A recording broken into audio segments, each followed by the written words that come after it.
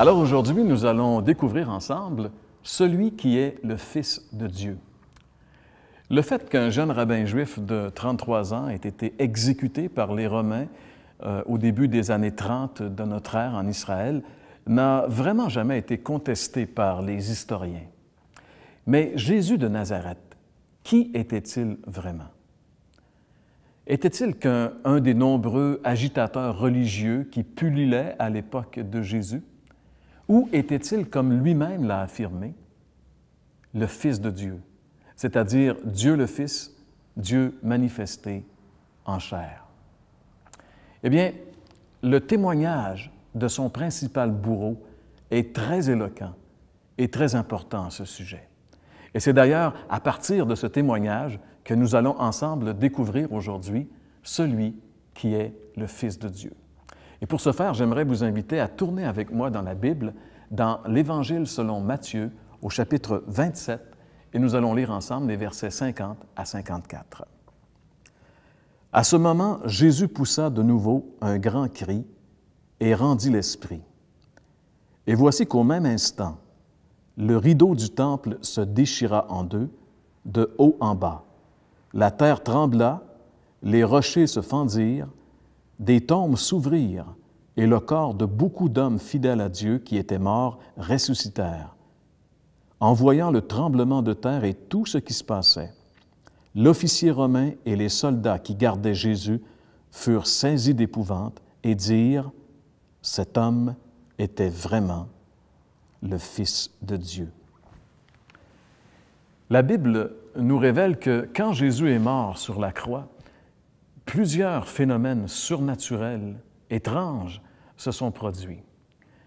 Parmi ces phénomènes, le premier que l'évangéliste Matthieu nous relate, c'est que de midi à 3 heures ce jour-là, la terre a été envahie par une obscurité surnaturelle. Les ténèbres sont venues recouvrir la terre.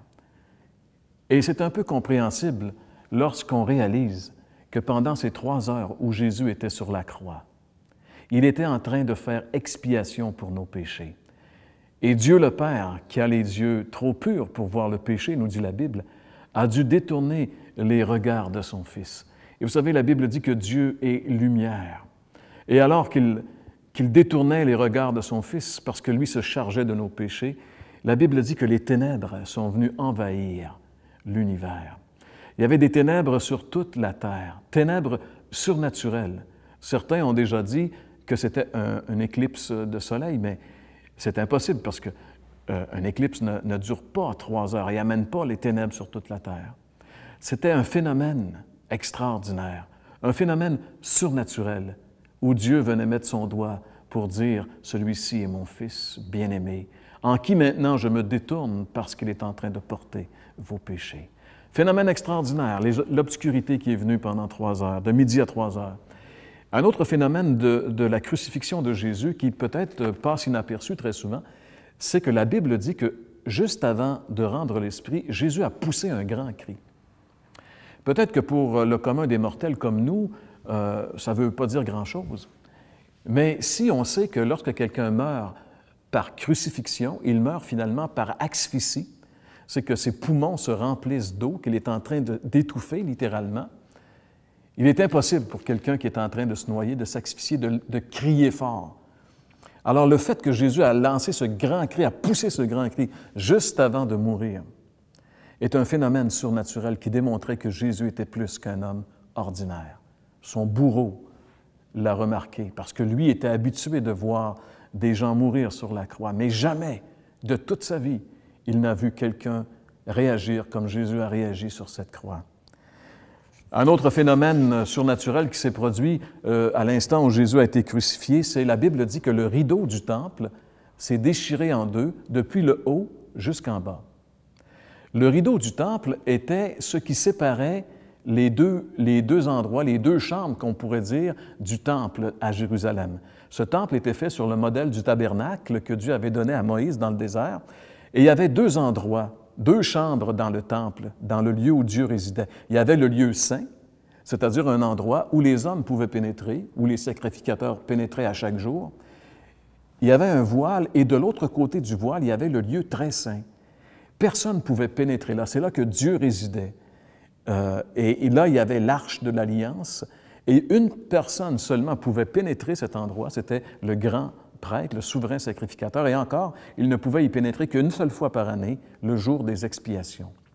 Mais lorsque Jésus est mort, à l'instant où Jésus est mort, et ça c'est très significatif, il est mort à 3 heures ce vendredi après-midi, et 3 heures était le moment où on offrait le sacrifice dans le temple, eh bien, le rideau s'est déchiré du haut jusqu'en bas, qui signifie vraiment que c'est le doigt de Dieu qui a déchiré ce rideau, et qui démontrait que dorénavant, l'accès à Dieu était possible à travers ce que Jésus était en train d'accomplir, ce qu'il avait accompli sur la croix.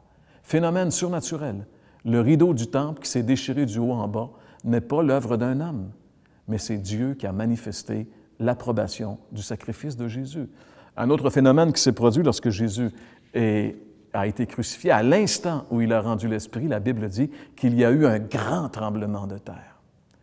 Vous ne trouvez pas ça un peu spécial, un peu bizarre, que le tremblement de terre arrive immédiatement à l'instant où Jésus rend l'Esprit? Un immense tremblement de terre. La Bible dit que les rochers se sont fendus. Tout a été ébranlé. Et non seulement cela, un autre phénomène qui s'est produit simultanément, la Bible dit que le corps de fidèles, d'hommes fidèles à Dieu qui étaient morts, ont ressuscité à ce moment-là. Ils sont redevenus à la vie, ce qui démontrait que l'œuvre de Jésus à la croix allait permettre à ceux qui sont morts dans leurs péchés de pouvoir revenir à la vie, d'avoir une vie nouvelle. Mais c'est un phénomène surnaturel qui s'est produit à l'instant même où Jésus est mort sur la croix. Et finalement, un autre phénomène, c'est la confession de l'officier romain. Dites-vous qu'un soldat romain, à l'époque, était habitué de voir du sang. Si vous avez vu le film de Mel Gibson, vous savez que c'était terrible et barbare, la crucifixion. Mais les Romains étaient habitués, c'était leur vie. Les soldats romains n'étaient pas des enfants de cœur, c'était des hommes habitués à la mort, au sang, à la violence. Et quand ils ont vu, ils étaient habitués de faire mourir des gens sur les croix, mais quand ils ont vu Jésus, jamais ils avaient vu quelqu'un mourir comme ça. Jamais ils avaient vu un crucifié en train de prier pour ses bourreaux. Jamais ils avaient vu un crucifié en train de dire du bien alors qu'il était dans cet état-là.